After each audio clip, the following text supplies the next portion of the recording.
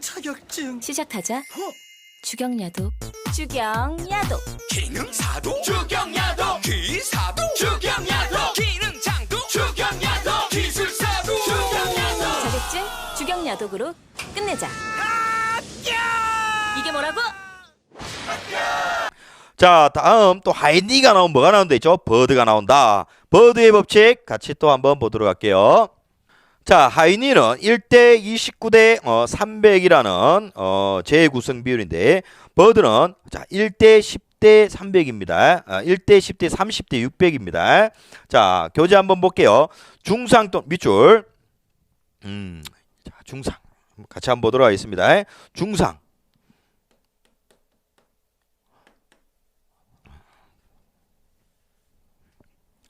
자, 버드는 중상 또는 폐지는 업무를 수행을 할 수 없는 상태를 얘기를 합니다. 중상이고 얘는 경상. 그 다음에 세 번째는 무상해 사고, 상해가 없는 겁니다. 무상해 사고. 그 다음에 어떻게 됩니까? 무상해 무사고라.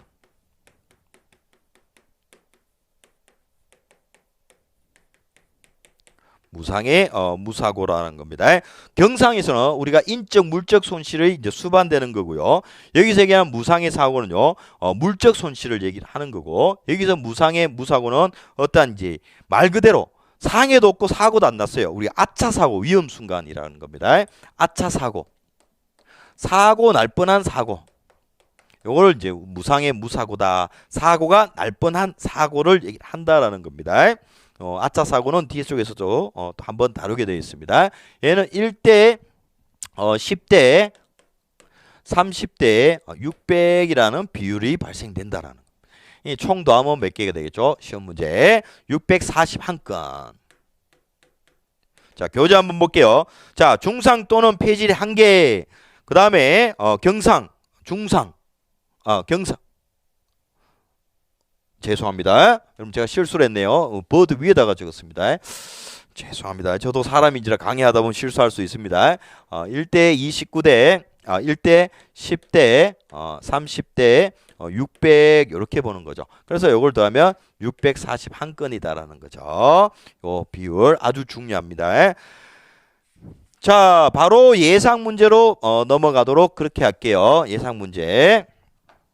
자, 버드의 재구성 비율에 따를 경우 40명의 경상자가 발생하였다라는 경상이 40명. 얘가 경상이 40명이 발생되었다. 중상의 재자는 몇 명이냐라는 겁니다. 얘가 몇 명이냐 이렇게 되겠죠. 얘가 몇 명이냐. 그러면 앞에서 배운 비례식에 의해서 자 1대 10이다라는 겁니다. 얘가 1이고 10이다라는 겁니다. 그러면 얘를 구해야 되는 게 얘는 x죠.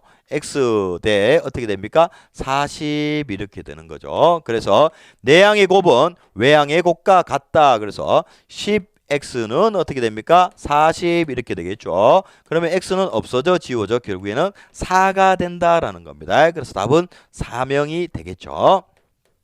자, 요런 유형의 시험 문제 별표 3개 아주 자주 출제가 되고 있다. 이렇게 보시면 되겠습니다. 자, 그 다음에 재예방에 관한 이론입니다. 하이니의 재예방 사원칙. 참 머리 아프죠? 계속 하이니 나옵니다. 이 학자만 없었어도 우리가 산업안전에서 공부할 부분이 엄청 좀 줄어드는데 그렇죠? 자, 하이니의 재예방의 사원칙 실기까지 출제가 되고 있다. 별표 3개 이렇게 체크를 하겠습니다. 아주 중요한 내용이다. 자, 하이니는요 예방 가능의 원칙이라는 겁니다. 예방이 가능 모든 재해는요 천재지변을 제외하고는 예방이 가능하다라는. 그 다음에 두 번째 손실 우연입니다. 손실 우연의 원칙. 자, 손실이라는 것은 똑같은 사고가 발생돼도 발생되는 손실은 다르다라는, 우연적이다라는 겁니다. 예를 들어서 화학 공장에서 불이 났어요. 화재가 나서 폭발이 나서 그럴 때의 손실과 똑같은 위치에서 화학 공장에서 불이 났는데 갑자기 비가 내려와요. 그러면 손실이 다르겠죠. 똑같은 예를 들어서 작업자들이 10층 높이에서 똑같이 작업하다 두 사람이 떨어졌는데 어떤 사람은 팔이 부러지고 어떤 사람 하나도 안 다칠 수도 있다라는 겁니다. 그 손실은 우연적이다라는 거고요. 그 다음에 원인 계기의 원칙. 원인 계기. 모든 재해는 어떻게 된다? 원인 계기입니다. 원인 계기의 원칙이다라는 겁니다. 모든 사고에는 반드시 원인이 있다. 이렇게 보는 겁니다. 그 다음에 네 번째, 대책 선정의 원칙.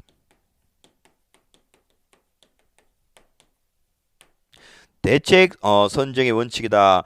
제 원인을 제각각이죠. 제 원인이 제각각이니까 그를 정확하게 제 원인을 규명해서 대책을 세우면 다음에 그 작업을 할 때 어떠한 사고 발생을 줄일 수 있다라고 보는 겁니다.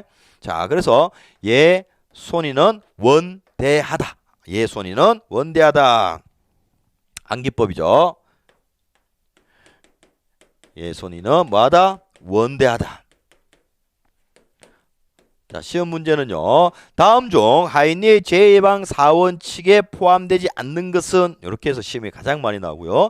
그 다음에 이제 세부적인 내용들 설명 중 틀린 것은 이렇게 나옵니다. 그렇기 때문에 여러분 하인리의 재해예방 4원칙 이 표는 머릿속에 가지고 계셔야 됩니다. 별표 3개 아주 중요한 내용이다 라고 보시면 되겠고요. 또 하나 대책 선정의 원칙. 우리가 대책을 세웠으면 이제 적용을 해야 되겠죠. 이 대책 선정을 할 때 3위를 중심으로 대책을 세운다. 3위가 뭐냐? 기술, 교육, 관리 또는 관리를 우리가 규제, 독려 이렇게도 얘기한다라는 겁니다. 3위 엔지니어링, 교육, 에듀케이션, 관리, enforcement 이렇게 해서 기술, 교육, 관리를 중심으로 대책을 세워야 된다.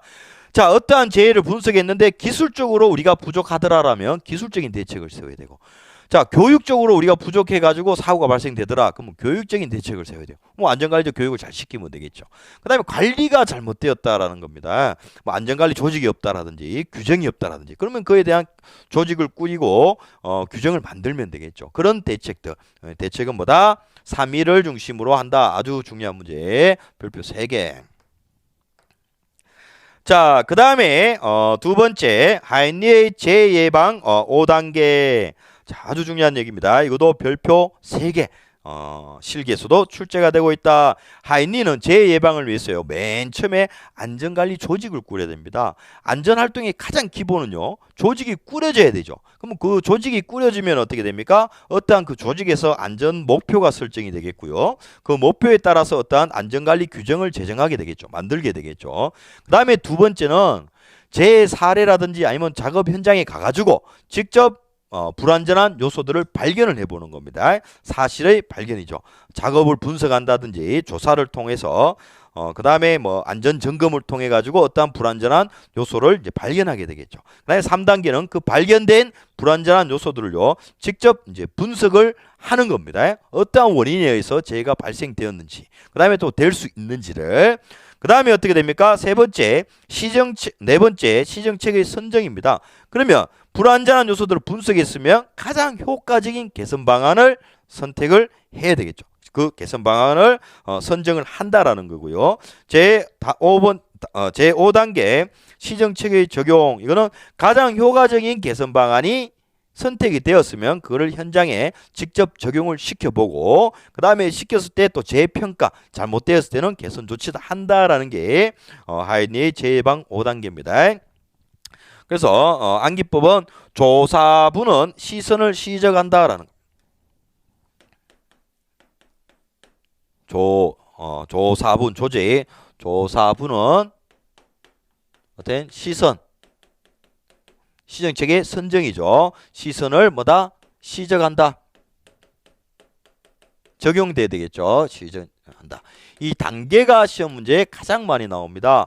조직이 꾸려지고요. 그 다음에 사실을 발견해야 되겠죠. 그 다음에 그 사실을 가지고 분석을 하게 되겠고, 분석했는 것을 시정책을 이제 선정을 하게 됩니다. 어떠한 가장 효과적인 개선 방안을 선정했으면 그 개선 방안을 가지고 현장에다가 적용을 시키죠. 적용시켜서 잘못됐으면 어떻게 됩니까? 재평가를 한다. 이렇게 보시면 될 것 같아요.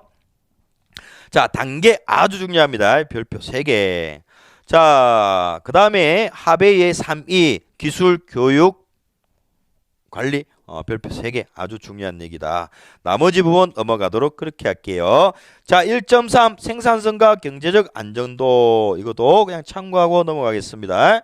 자, 1.4 제조물 책임과 안전이 있습니다. PL법이라 그러죠. 이 제조물 책임법은 어떠한 이 제조자의 이 제조물의 결함으로 인해 가지고 발생한 손실로부터 우리 피해자, 그걸 사용하는 피해자를 보호하기 위한 게 우리 제조물 책임이다. 이렇게 보고 있는 거고요. 전체적으로 참고하고요. 그다음 3번 결함. 시험 문제에서 제조물 책임의 결함이 아닌 것은 이렇게 문제가 나옵니다. 제조상의 결함, 설계상의 결함, 표시상의 결함 요 세 가지. 그래서 어떻게 됩니까? 암기법 어떠한 것을요, 만들게 되면 설계를 해야 되겠죠. 맨 처음에 어떠한 물건을 만들려면 설계를 해야 되겠죠. 그래서 설계를 했으면 어떻게 됩니까? 이제 제조를 해야 되겠죠. 설계하고 제조합니다. 제조하여서 뭐 하냐? 이 제품이 뭐다 하고 표시하게 되죠. 표시한다. 요렇게 여러분들 암기법을 통해서 암기를 하시면 자, 설계상의 어떠한 결함, 그 다음에 제조상의 어떠한 결함, 표시상의 어떠한 결함 이렇게 이 종류가 있다라는 겁니다.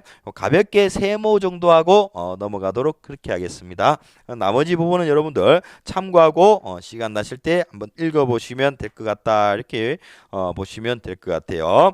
자, 이번 시간 첫 시간이었습니다. 이번 시간에는 여기서 마무리를 하도록 할게요. 전체적으로 같이 한번 집중을 해서 한번 보겠습니다.